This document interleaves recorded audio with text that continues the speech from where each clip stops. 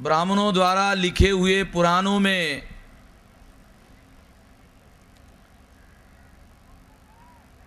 आप लोगों ने सुना होगा कि समुद्र मंथन हुआ था।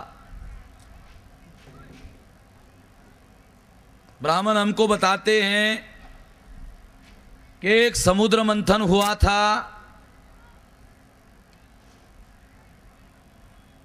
और इस समुद्र मंथन से अमृत निकला था, ऐसा ब्राह्मण हमको बताते हैं। पता नहीं अमृत निकला था या विष निकला था, ये तो हम नहीं जानते हैं, मगर मेरा ये मानना है कि गांधी जी की हत्या क्यों हुई, इस पर हम जो चर्चा कर रहे हैं, हम जो मंथन कर रहे हैं, हम जो विचार मंथन कर रहे हैं, इस विचार मंथन से मेरी ये मान्यता है कि इसमें जरूर अमृत निकलेगा। समुद्र मंथन से अमृत निकला था या नहीं निकला था मैं तो नहीं जानता हूं, मगर मेरे पास जो थोड़ी बहुत समझ है, मैं उसके पूर्वानुमान को आधार मानकर चलता हूं। तो इस हिसाब से जब मैं सोचता हूं कि जब इस पर हम मंथन करेंगे तो जरूर इस पर इससे अमृत निकलेगा। जब हमने गुजरात में गांधीनगर, जो गुजरात का पाटनगर है, राजधानी है, वहां हमने फरवरी में एक दिन का सम्मेलन रखा। उसमें गांधी जी की हत्या क्यों हुई, इस पर हमने चर्चा की। गांधी जी का वध क्यों हुआ, ये हमारा सब्जेक्ट नहीं है, क्योंकि हम ब्राह्मणों की तरफ से नहीं सोच रहे हैं, अपनी तरफ से सोच रहे हैं।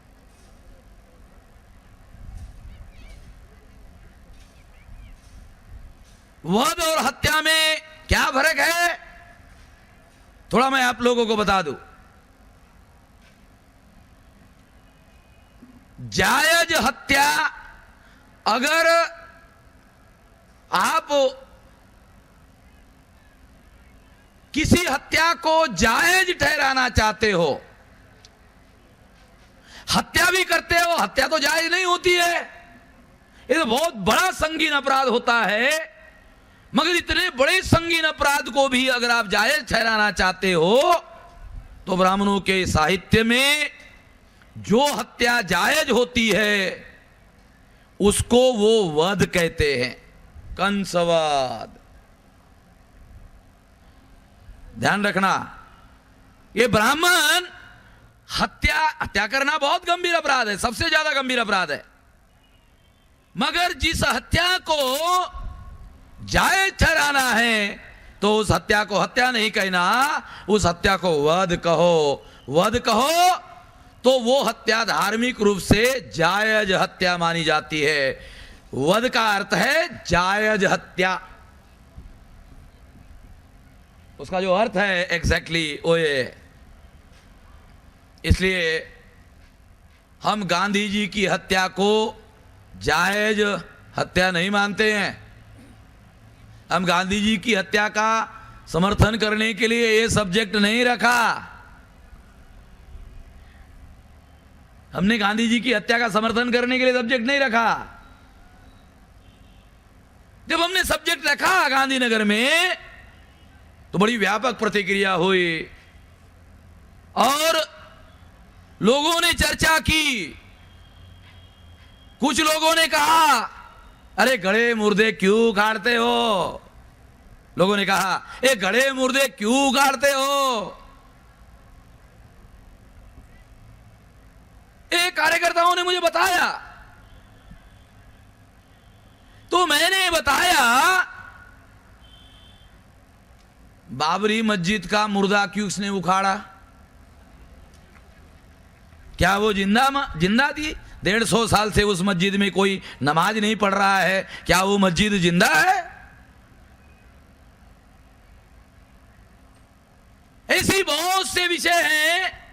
जिसको वो लोग खोद खोद कर निकाल रहे हैं और मुर्दे उखाड़ने का काम कर रहे हैं। मगर मैं आप लोगों को बताना चाहता हूं, मुर्दे उखाड़ने वाला जो मुहावरा है, उस मुहावरे को बाबा साहब अम्बेडकर क्या कहते हैं? जिसको लोग गड़े मुर्दे उखाड़ने की बात कहते हैं, उसको बाबा साहब अम्बेडकर के शब्दों में अगर कहा जाए तो क्या कहते हैं? जो कौम अपना इतिहास नहीं जानती। इसी बात को देखो बाबा साहब अम्बेडकर क्या कहते हैं, जो कौम अपना इतिहास नहीं जानती है वो अपना भविष्य निर्माण नहीं कर सकती। इसका दूसरा मतलब भी है कि जो लोग अपना भविष्य निर्माण करना चाहते हैं उसको अपना भविष्य, अपना इतिहास जरूर मालूम होना चाहिए। जो अपना भविष्य निर्माण करना चाहते हैं उनको अपना इतिहास मालूम होना चाहिए। अपना इतिहास मालूम होना चाहिए, इसका अर्थ है गड़े मुर्दे उखाड़ना चाहिए। इसका अर्थ है गड़े मुर्दे उखाड़ना चाहिए। तो हम लोग जो गड़े मुर्दे उखाड़ रहे हैं वो इसलिए उखाड़ रहे हैं क्योंकि हम लोग अपना भविष्य निर्माण करना चाहते हैं और इसके लिए इतिहास का विश्लेषण करना चाहते हैं, जानना चाहते हैं, समझना चाहते हैं। हम अपना भविष्य निर्माण करना चाहते हैं। हम किसी व्यक्ति विशेष के ऊपर विरोध या समर्थन का मुद्दा नहीं है, हम अपने भविष्य के बारे में चिंतित है। और ये ऐसा विषय है जो हमारे लिए भविष्य में आगे कुछ करने के लिए अवरोध खड़ा करता है, इसलिए हमें इसका अध्ययन करना जरूरी है। एक और बात भी मैं इस संबंध में आप लोगों को बताना चाहता हूं। गांधी जी की हत्या क्यों हुई? ब्राह्मणों ने बहुत लिखा। गांधी जी की हत्या क्यों हुई? समाजवादी ब्राह्मणों ने लिखा, कम्युनिस्ट ब्राह्मणों ने लिखा, प्रगतिशील ब्राह्मणों ने लिखा, सनातनी ब्राह्मणों ने लिखा, गांधीवादी ब्राह्मणों ने लिखा, यानी शाकाहारी ब्राह्मणों ने लिखा, मांसाहारी ब्राह्मणों ने लिखा, मछली खाए ब्राह्मणों ने लिखा, मटन खाए ब्राह्मणों ने लिखा, मुर्गी खाए ब्राह्मणों ने लिखा। हर तरह के ब्राह्मणों ने, हर तरह के लोगों ने गांधी जी की हत्या क्यों हुई लिखा। मुसलमानों ने लिखा गांधी जी की हत्या क्यों हुई, यानी हर लोगों ने लिखा, हर एक ने गांधी जी की हत्या क्यों हुई लिखा। मैंने बहुत सारा साहित्य पढ़ा, मगर मैंने गांधी जी की हत्या क्यों हुई, बाबा साहब आम्बेडकर के किसी भक्त ने, किसी अनुयायियों ने इस पर कुछ नहीं लिखा। तो मैंने सोचा था एक अधूरा सब्जेक्ट है, इस पर आम्बेडकरवादी दृष्टिकोण से भी कुछ बोला जाना चाहिए, कुछ लिखा जाना चाहिए, ताकि आम्बेडकरवादी दृष्टिकोण से इसकी भी व्याख्या की जानी चाहिए। तो हमने सोचा इस पर एक आम्बेडकरवादी दृष्टि होनी चाहिए। चलो आम्बेडकरवादी दृष्टि होनी चाहिए। आम्बेडकर से, बाबा साहब आम्बेडकर की प्रतिक्रिया से शुरू करते हैं। गांधी जी की जब हत्या हुई तो बाबा साहब आम्बेडकर का फिल्म जब कांग्रेस ने बनाया, जब्बार पटेल ने बनाया। जब्बार पटेल एक नंबर का नालायक आदमी, ध्यान रखना। मैंने उसके खिलाफ, बाबा साहब आम्बेडकर का जो फिल्म लिखी गई है उसके ऊपर मैंने 50 पेज का किताब लिखा कि उन्होंने बाबा साहब आम्बेडकर की बदनामी करने का कैसे षड्यंत्र कांग्रेस ने किया, उस षड्यंत्र में जब्बार पटेल कैसे शामिल था। ये जब्बार पटेल बाबा साहब आम्बेडकर का अच्छा काम कर रहा, इसलिए बहल साहब ने, गौतम चक्रवर्ती ने उधर लंदन में उनकी बड़ी सेवा की। अब उनको क्या मालूम था, साला बदमाश आदमी है।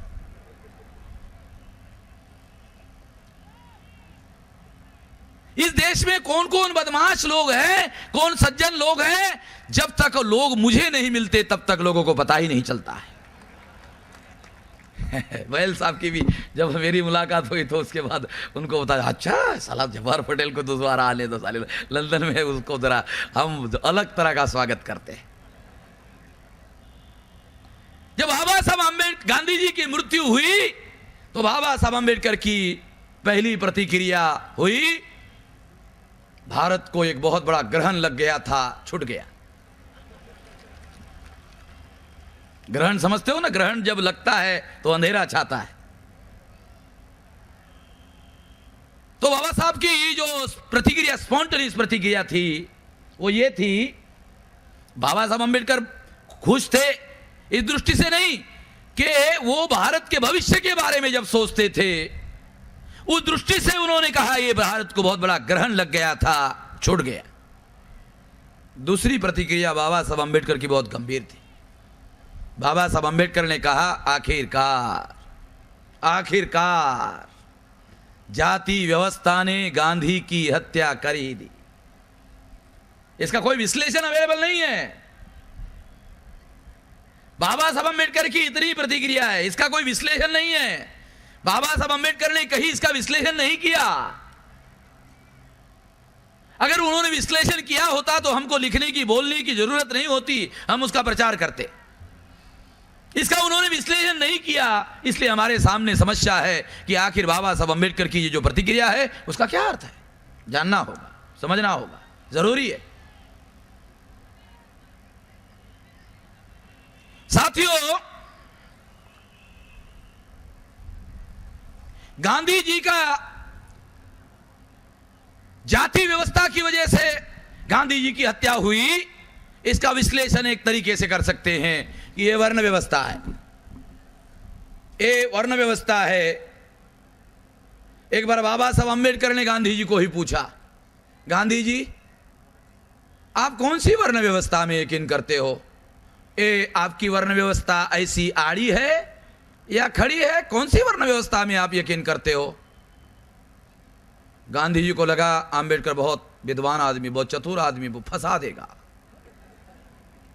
अगर मैं कहूं कि मैं ऐसे आड़ी वर्ण व्यवस्था में यकीन करता हूं तो वो कहेगा कि वर्ण व्यवस्था आड़ी नहीं है, कैसे यकीन करते हो? और जब अगर मैं कहूंगा कि वर्ण व्यवस्था खड़ी है तो कहेगा इसका मतलब विषमता का समर्थन करते हो। गांधी बहुत चतुर थे, होशियार थे। तो उन्होंने बाबा साहब को जवाब दिया और कहा कि अंबेडकर, मैं इस झंझट में नहीं पड़ना चाहता हूं कि वर्ण व्यवस्था आड़ी है या खड़ी है, मैं यकीन करता हूं। बहुत बनिया बहुत होशियार था। बनिया अनपढ़ भी बहुत होशियार होता है। गांधी जी तो बैरिस्टर था, बनिया अनपढ़ भी बहुत होशियार होता है। गांधी जी तो बैरिस्टर था, मैट्रिक बैरिस्टर था। जवाहरलाल नेहरू ग्रेजुएट बैरिस्टर था, बाबा साहब अंबेडकर ग्रेजुएट बैरिस्टर था, सरदार वल्लभ भाई पटेल ग्रेजुएट बैरिस्टर था, विट्ठल भाई पटेल ग्रेजुएट बैरिस्टर था, doctor Rajendra Prasad graduate barrister था, गांधी जी मैट्रिक बैरिस्टर था। अगर मेरा बस चलता तो गांधी जी का वो प्लस कर देता और इज्जत बचा देता। मगर प्लस करने से, मार्क्स को प्लस करने से क्या होता है? महाराष्ट्र में शिवाजीराव निलंगेकर महाराष्ट्र का मुख्यमंत्री था, अपने लड़की के मार्क प्लस किया था, मुख्यमंत्री पद चला गया। इसलिए मैंने भी सोचा प्लस करना खतरनाक है, नहीं कर सकते। अगर ऐसा नहीं होता तो मैं भी प्लस करता और गांधी जी की इज्जत बचा लेता और कहता कि गांधी जी भी ग्रेजुएट बैरिस्टर थे। मगर गांधी जी मैट्रिक बैरिस्टर थे, मगर बैरिस्टर थे। चाहे मैट्रिक बैरिस्टर हो चाहे ग्रेजुएट बैरिस्टर हो, वो बैरिस्टर थे। बनिया तो अनपढ़ भी खतरनाक होता है, उसमें वो बैरिस्टर थे, यानी ज्यादा खतरनाक थे। तो बाबा साहब अंबेडकर जब ये कहते हैं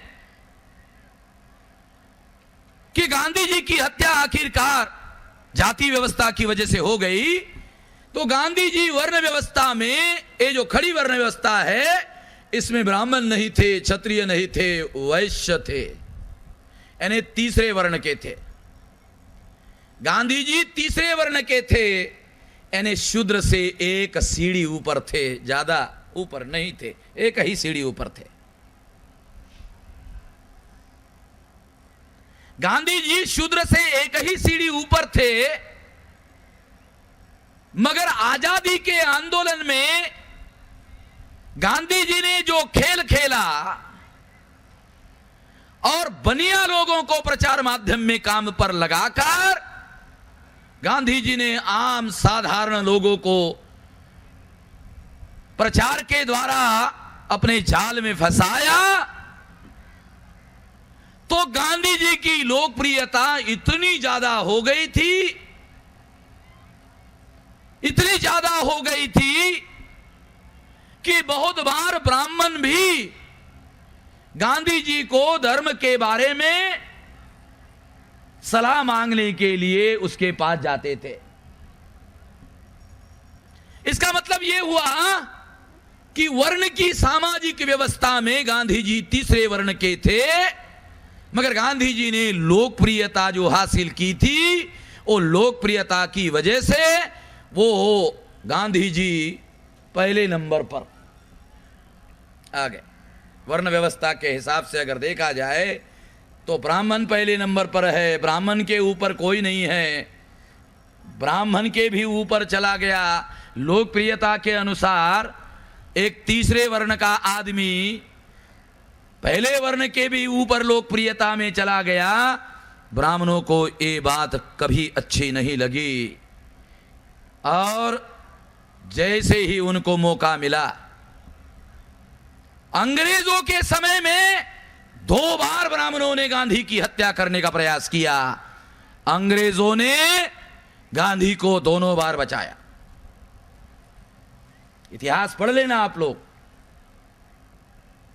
अंग्रेजों के समय में 2 बार गांधी जी की हत्या करने का प्रयास हुआ। गांधी जी को अंग्रेजों ने दोनों बार बचाया।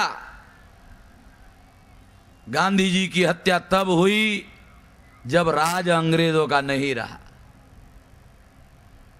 और गांधी जी का पट शिष्य सरदार वल्लभ भाई पटेल भारत का home minister, deputy prime minister बना और होम डिपार्टमेंट सरदार वल्लभ भाई पटेल के नियंत्रण में आया। उसके बाद गांधी जी की हत्या का जो षड्यंत्र किया गया, उसमें गांधी जी मारे गए। ये बात हम लोगों को समझना जरूरी है।